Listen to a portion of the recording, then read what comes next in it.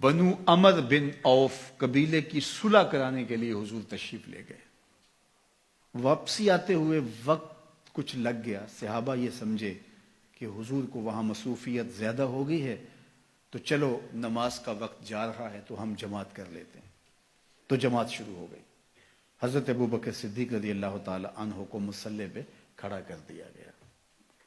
چونکہ ایک موقع آیا حضور نے حضرت ابوبکر کو مصلی پہ کھڑا ہونے کا حکم دیا. مروا ابا بکر فلیصلی بالناس. یہ حضور نے ایام مرض میں فرمایا. ابو بکر کو حکم دو کہ وہ لوگوں کو نماز پڑھائے. حضرت عائشہ رضی اللہ تعالیٰ عنہ فرماتی ہیں کہ میں نے کہا حضور وہ رقیق القلب ہیں, جب مصلی پہ آپ کو نہیں پائیں گے تو وہ گوارا نہیں کر پائیں گے, یہ حکم کسی اور کے لیے ارشاد کر دیجیے. حضور نے پھر فرمایا مروا ابا بکر فلیصلی بالناس. ابو بکر کو حکم دو کہ وہ لوگوں کو نماز پڑھائے. کہتے ہیں میں نے پھر یہ بات کہی. جب تیسری مرتبہ ہوئی تو حضور غصے میں آ گئے. ہمارے کسی قوم کے لیے مناسب ہی نہیں کہ ابو بکر ان کے اندر رہتے ہیں اور امامت کوئی اور کروائے. ابو بکر کو حکم دو کہ وہ مصلی پہ کھڑے ہو. اب یہ موقع بھی ایسا تھا, سب صحابہ نے کہا کہ حضرت آئیے, تو حضرت ابو بکر صدیق رضی اللہ تعالیٰ عنہ مصلی پہ کھڑے ہو گئے. پیچھے صحابہ کی صفیں بند گئی, نماز شروع ہو گئی. اتنے میں حضور بھی فارغ ہو گئے. قبیلے کے صلح کے لیے گئے تھے, کام ہو گیا, حضور واپس تشریف لائے. دیکھا تو جماعت کھڑی ہے. اب حضور پیچھے جب تشریف لائے تو صحابہ نے دیکھا کہ حضور آ رہے ہیں تو انہوں نے راہیں چھوڑ دی. پچھلی صف سے لے کر مصلی تک صحابہ نے راہیں چھوڑ دی. حالت نماز کے اندر حضور کو پروٹوکول دیا جا رہا ہے, حضور کا استقبال ہو رہا ہے اور حضور کو راستہ مل رہا ہے. اللہ اکبر. اب صدیق اکبر رضی اللہ تعالیٰ نماز پڑھا رہے. لا یلتفت یمینا ولا یسارا. آپ جب نماز پڑھتے تھے اتنا انہماک ہوتا تھا کہ دائیں بائیں کی خبر نہیں ہوتی تھی. اب سارے صحابہ حضور کو راستہ دے رہے ہیں, حضور قریب آ گئے, لیکن حضرت ابوبکر صدیق نماز پڑھا رہے ہیں. صحابہ نے اپنے ہاتھوں کی پشت پر تصفیح کی. ایک ہوتا ہے تالی لگانا اور ایک ہوتا ہے ہاتھ کی پشت پہ. یہ عرب تعجب کے طور پہ کرتے تھے, آج بھی عرب کرتے ہیں.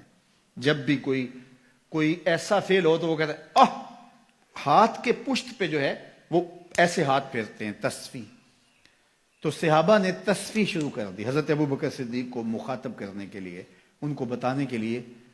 اب ایک نے کی, حضرت ابوبکر صدیق نماز پڑھاتے رہے, دوسرے نے کی, تیسرے نے کی, حتیٰ کہ اکثر نے ایسے تصفیح شروع کر دی.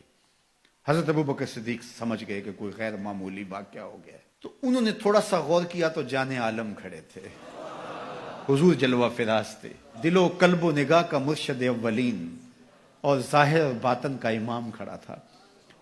تو حضرت ابوبکر صدیق پیچھے سرکنے لگے. تو حضور نے ہاتھ سے اشارہ کر کے ان کو وہی نماز پڑھانے کے لیے ارشاد کیا کہ تم ہی کھڑے رہو. لیکن حضرت ابوبکر صدیق اشارہ دیکھنے کے باوجود پھر تشریف لے آئے اور حضور پھر مصلی پہ تشریف لائے, نماز پڑھائی, سلام پھرا. پھر حضرت ابوبکر صدیق سے مخاطب ہوئے. کہا ابو بکر, جب میں نے کہا تھا کہ تم نماز کے مصلی پہ رہو, تم اس کے باوجود پیچھے کیوں آ گئے؟ تو سنو حضرت ابو بکر نے کیا جواب دیا. یہ سارا واقعہ بخاری میں ہے. حضرت ابو بکر نے کہا ما کانا لابن ابی قحافہ ان یؤم رسول اللہ. یا رسول اللہ صلی اللہ علیہ وآلہ وسلم, ابو قحافہ کے بیٹے کی یہ جرأت کب ہوئی کہ رسول اللہ کے آگے کھڑا ہو کے نماز پڑھائے؟ اللہ اکبر. اب حالت نماز میں حضرت ابوبکر صدیق رضی اللہ تعالی عنہ پیچھے سے رکھ گئے اور حضور مصلی امامت پہ آتے ہیں. صحابہ نے راستہ چھوڑا. یہ ہے رسول اللہ کی تعظیم, یہ ہے رسول اللہ کا پروٹوکول. ہمیں تاریخ بتاتی ہے کہ صلح حدیبیہ کے بعد سیدھا فتح مکہ ہوا ہے, کوئی جنگ درمیان میں نہیں ہوئی. جب امت نبی کی تعظیم کرتی ہے تو کفار کے دل میں رعب پیدا ہوتا ہے, اور جب امت نبی کی تعظیم نہیں کرتی تو کفار دلیر ہوتے ہیں. یہ جو خاکے روز تراشے جا رہے ہیں اور یہ روز قیامتیں توڑی جا رہی ہیں, یہ کوئی اتفاقاً تھوڑا ہو رہا ہے. یہ سب کچھ اس لیے کیا جا رہا ہے, سب کچھ اس لیے کیا جا رہا ہے کہ امت کے سینوں سے حضور کی محبت کا جوہر نکال دیا جائے, حضور علیہ السلام کی تکریم ان کے سینوں میں کم ہو جائے. کیونکہ تسلسل کے ساتھ ایک چیز بار بار جب کی جائے گی اور اگر یہ اس کو گوارا کرنے لگ جائیں گے تو پھر یہ قابل تسخیر ہو جائیں گے. پہلے ہی ہم نے اس کو کافی حد تک ان کو مسخر کر لیا ہے, ان کے جغرافیے بھی توڑ کے رکھ دیں گے. تو یہ دشمن کی سازش ہوتی ہے.